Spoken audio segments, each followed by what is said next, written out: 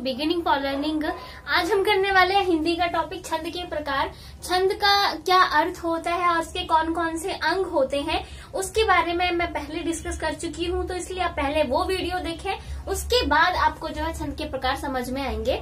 हाँ, ये है कि मैंने काफी टाइम पहले बनाया था तो काफी गैप हो गया इसमें, क्योंकि मेरी तबीयत थोड़ी खराब हो गई थी, तो इसलिए आप पहले वो वाला वीडियो देखें, तब आपको छंद के प्रकार अच्छे से समझ आएंगे। ठीक है, तो हम दो छंद के प्रकार बात करेंगे। देखो, जो जिनकी रचना वर्ण के आधार पर की जाती है उन्हें वर्णिक छंद कहते हैं। ठीक है, वर्णिक छंद। और जिन छंद की रचना जो है वो मात्रा के आधार पर की जाती है उन्हें मात्रिक छंद कहते हैं। तो यहाँ पर है दो प्रकार के छंद होते हैं। ठीक है, वर्णिक छंद में हम दो प्रकार के छंद के बारे में बात करेंगे। वर्णिक छंद, इनकी रचना जो है वो वर्ण के आधार पर की जाती है। ठीक है, और मात्रिक छंद की रचना मात्रा के आधार पर की जाती है। तो अब आज हम करने वाले हैं बात वर्णिक छंद के बारे में। मात्रिक छंद के बारे में हम बाद में किसी और वीडियो में बात करेंगे, क्योंकि वर्णिक छंद के भी काफी भेद जो है वो आपको देखने को मिल जाते हैं। तो जो महत्वपूर्ण है ज्यादा मैं उनकी बात करूंगी। ठीक है, वर्णिक छंद क्या होता है? सिंपल सी बात है कि जिस छंद की रचना, वर्णिक छंद यानी जिस छंद की रचना यानी जिसके आधार पर उसको लिखा जाता है या रचना की जाती है, वर्ण के आधार पर की जाती है, उसे वर्णिक छंद कहते हैं।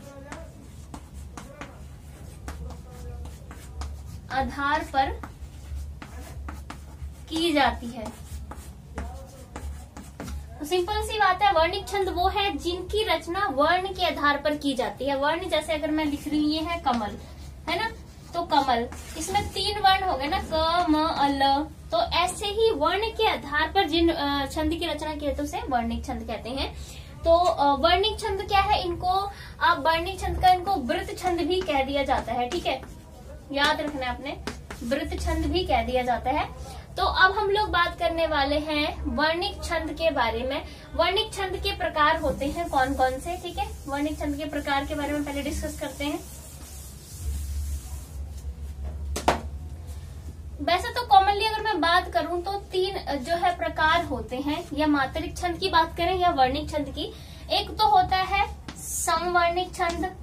ठीक है, समवर्णिक छंद, विषम वर्णिक छंद और अर्ध समवर्णिक।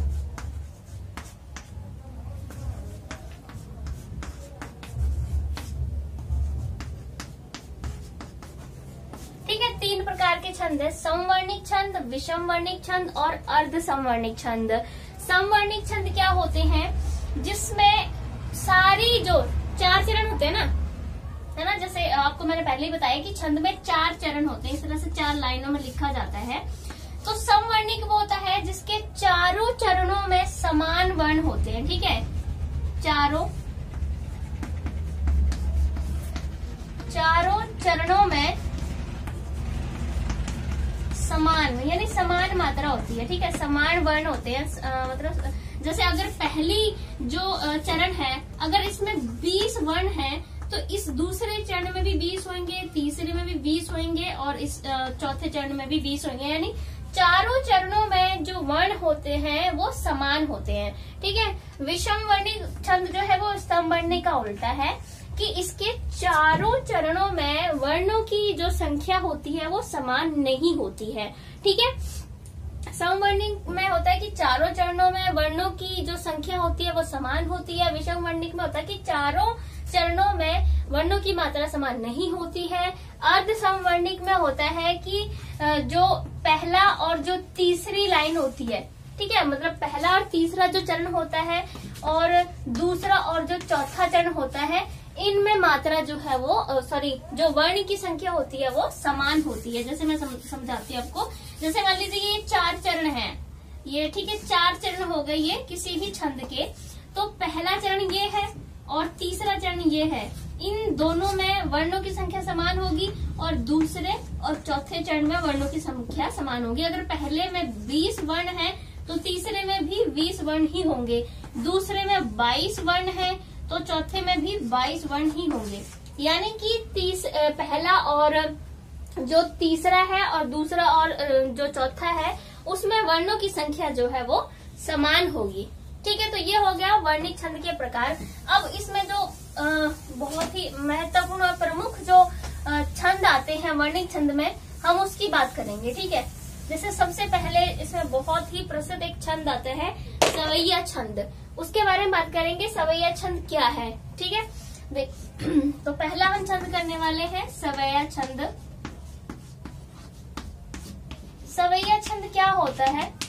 सवैया छंद के जो चारों जो चरण होते हैं ना, चारों चरणों में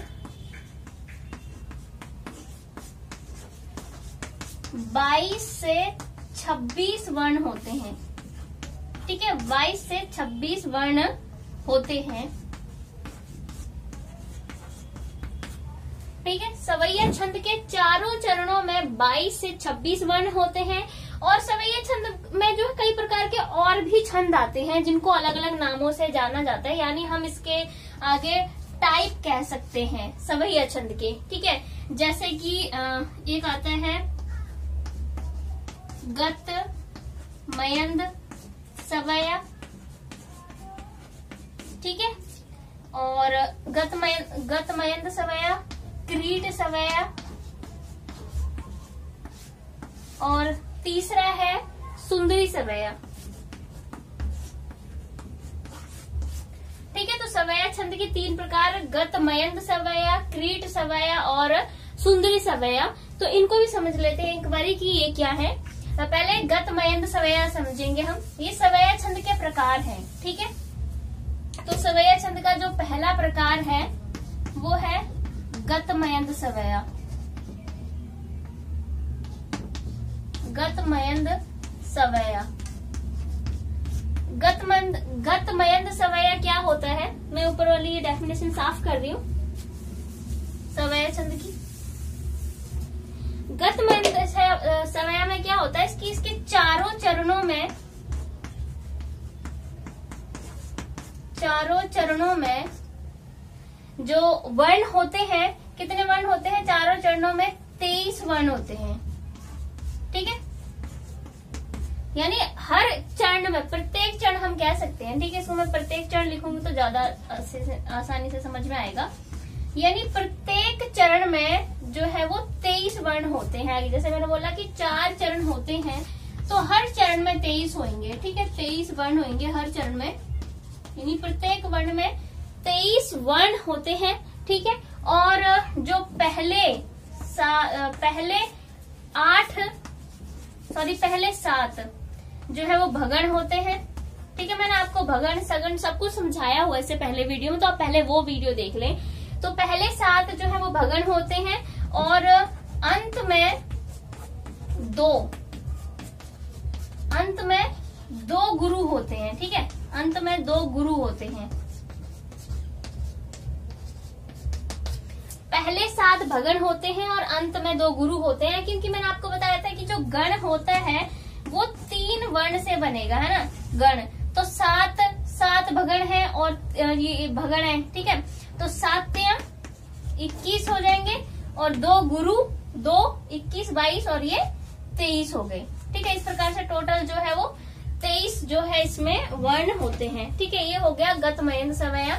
दूसरा हम बात करेंगे क्रीट सवैया।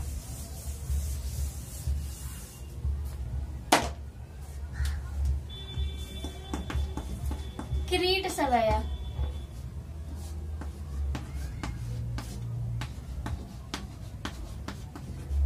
क्रीट सवैया क्या होता है कि इसके प्रत्येक चरण में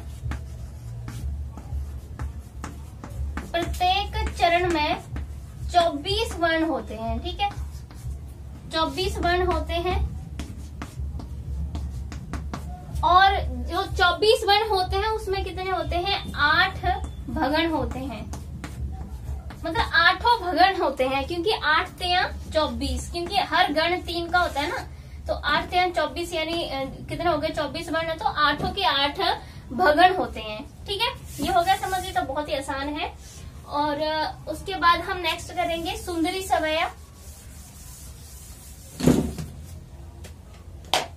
तीसरा है इसका प्रकार सवैया छंद का सुंदरी सवैया। सुंदरी सवैया। सुंदरी सवैया छंद में क्या होता है, इसके प्रत्येक चरण में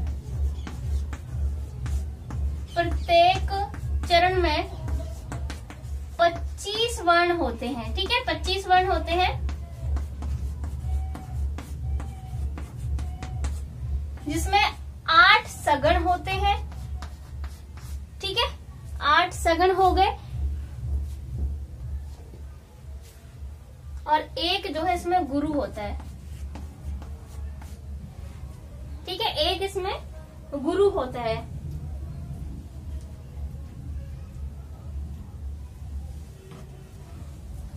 तो जैसे कि मैंने बताया कि हर गण 3 का होता है, 8 3 24 और एक गुरु 25 हो गया ना।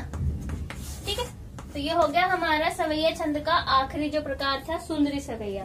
ठीक है, तो ये हो गया सवैया छंद जो है वो पहला कंप्लीट। ठीक है, अब हम लोग इसमें दूसरे प्रकार की बात करेंगे जो बहुत ही प्रसिद्ध है। इसमें प्रमुख जो छंद है उनकी बात कर रहे हैं हम, वर्णिक प्रमुख छंदों की। ठीक है, तो दूसरा प्रकार है द्रुत विलंबित।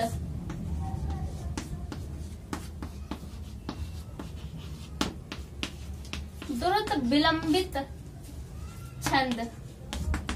द्रुत विलंबित छंद में क्या होता है, इसके प्रत्येक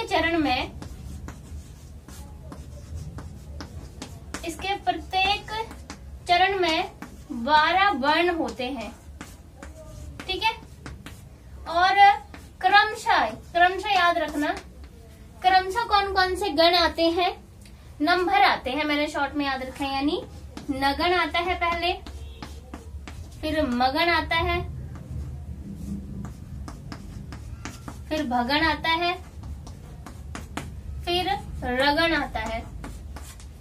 ठीक है, 12 वर्ण होते हैं प्रत्येक चरण में, जो कि 4 चरण होते हैं, और क्रमशः पहले नगन आता है, फिर मगन आता है, फिर भगन आता है, और फिर रगन आता है। ठीक है, ये हो गए। और ये नगन भगन क्या है, ये आप अच्छे से समझ सकते हो मेरे पहले वाली वीडियो में, जो कि मैं पहले बता चुकी हूँ। ठीक है, तो ये हो गया दूसरा प्रकार। अब हम लोग तीसरे प्रकार की बात करेंगे। उपेंद्र बज्रा जो है वो इसका तीसरा है।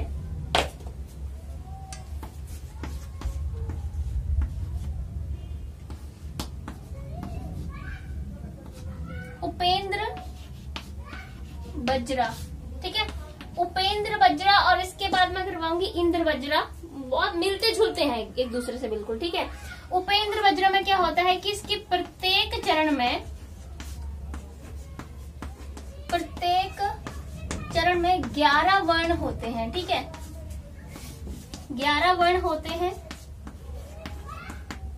और इसमें क्रमशः कौन कौन से गण आते हैं, इसमें क्रमशः तजज आता है, मैंने शॉर्ट में याद किया है, यानी जगण, पहले जगण आएगा इसमें, फिर तगण आएगा इसमें, फिर जगण आएगा। ठीक है, और अंत में 2 गुरु होते हैं। अंत में 2 गुरु।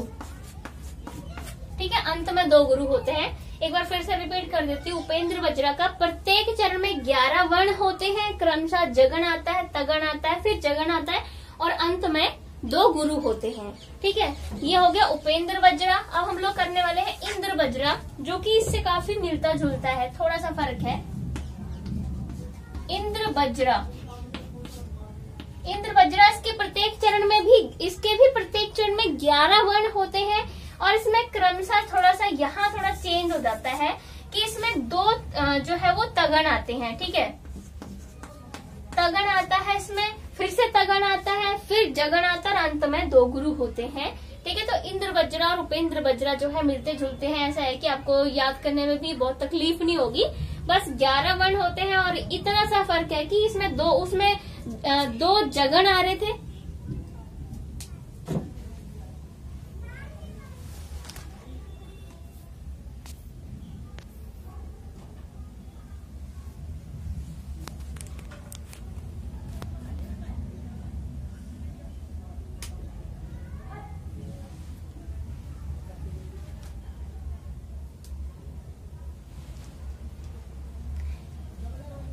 ठीक है, तो इसमें बहुत ज्यादा फर्क जो है वो नहीं है। तो नेक्स्ट हम करने वाले हैं अगला प्रकार,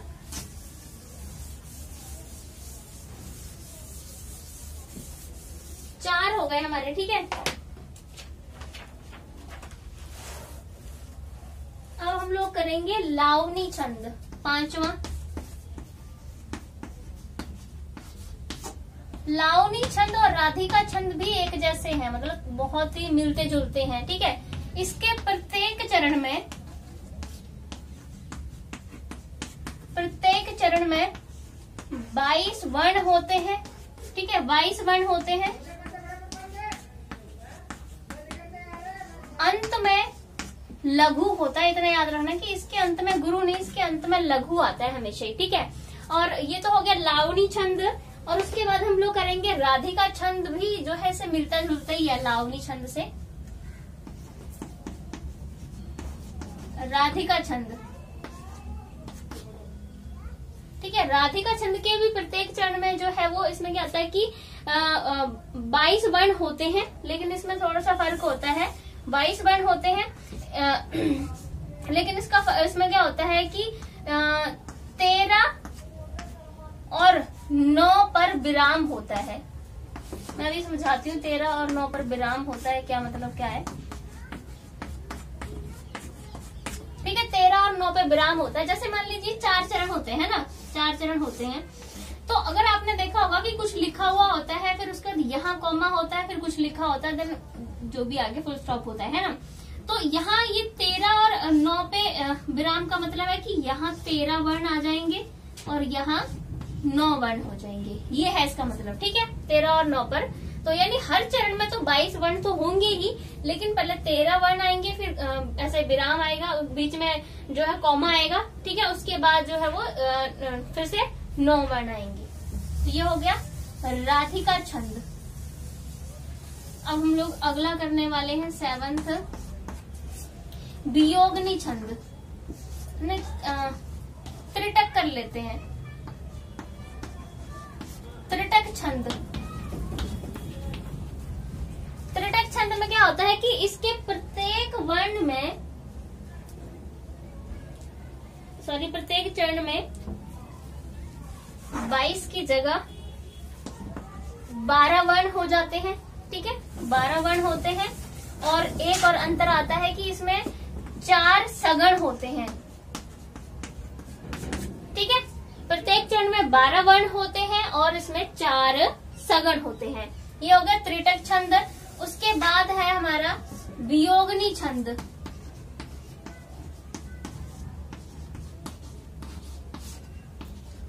वियोगनी छंद में क्या होता है, ये थोड़ा सा अलग है बाकियों से।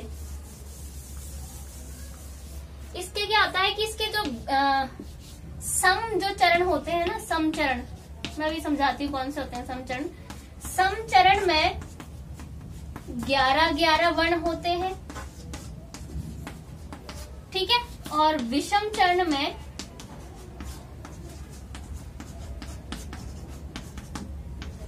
10-10 वर्ण होते हैं। ठीक है, सम चरण में 11-11 वर्ण होते हैं और विषम चरण में 10-10 वर्ण होते हैं। जैसे कि मैंने आपको पहले ही बताया था, जैसे 4 चरण होते हैं, है ना, तो ये जो पहला और जो तीसरा होता है इसे विषम चरण कहते हैं, और दूसरा और जो चौथा होता है इसे सम चरण कहते हैं। ठीक है, तो ये होगा कि जो पहला और जो तीसरा है वो विषम चरण है। ठीक है, पहला और तीसरा, तो इसमें 10-10 वर्ण होंगे, और दूसरा और चौथा जो है वो सम चरण है। तो ये हो गया हमारा वियोगनी छंद। ठीक है, अब हम लोग 1-2 और रह गया, उसको भी जल्दी से खत्म कर लेते हैं। वियोगनी छंद के बाद हमारा एक रह गया भुजंगी छंद और औरलिल छंद की बात कर लेते हैं।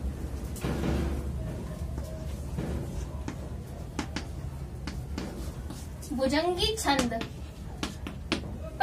इसके प्रत्येक चरण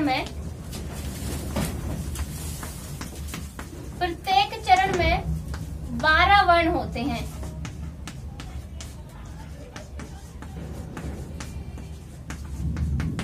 ठीक है, भुजंगी छंद के प्रत्येक चरण में जो है वो नहीं, एक कम होता है, 11 वर्ण होते हैं, ठीक है। और इसमें क्या होता है कि 3 सगण होते हैं, 3 सगण, 1 लघु और 1 गुरु होता है इसमें, ठीक है। प्रत्येक चरण में 11 वर्ण होते हैं, 3 सगण हो गए, 3 सगण हो गए तो 3 तिया 9 और ये 10 और ये 11, तो हो गए ना पूरे 11 वर्ण, ठीक है। तो ये हो गया भुजंगी छंद। अब हमारा लास्ट रह गया है सिर्फ औरल छंद। औरल छंद के प्रत्येक चरण में 16 वर्ण होते हैं, ठीक है। इसके प्रत्येक चरण में 16 वर्ण होते हैं और इसमें अंत में लघु होता है, अंत में लघु होता है, ठीक है। तो ये देखो वर्णिक छंद के आप देखोगे तो बहुत सारे प्रकार हैं, तो जो मेन थे मैंने उनके बारे में बात कर ली। अब हमारे पास रह गए हैं मात्रिक छंद की बात करें। ये मात्रिक छंद जो है वो उसमें बहुत ही महत्वपूर्ण छंद आते हैं, जैसे दोहा छंद भी जो है वो उसी में आता है। बहुत ऐसे छंद जो कि बहुत फेमस छंद रहे हैं वो मात्रिक छंद में ही आते हैं, तो वो हम अच्छे से डिटेल में बात करेंगे, ठीक है। और ये वाले जो है पूरे 9 मैंने करवा दिए, तो आप इसे अच्छे से देखें। इससे पहले जो पहली वीडियो वो देखें तब ये अच्छे से समझ में आएगा। तो thank you so much guys. अगर आपको मेरी वीडियो अच्छी लगती है तो प्लीज लाइक शेयर सब्सक्राइब जरूर कर दें। Thank you so much guys.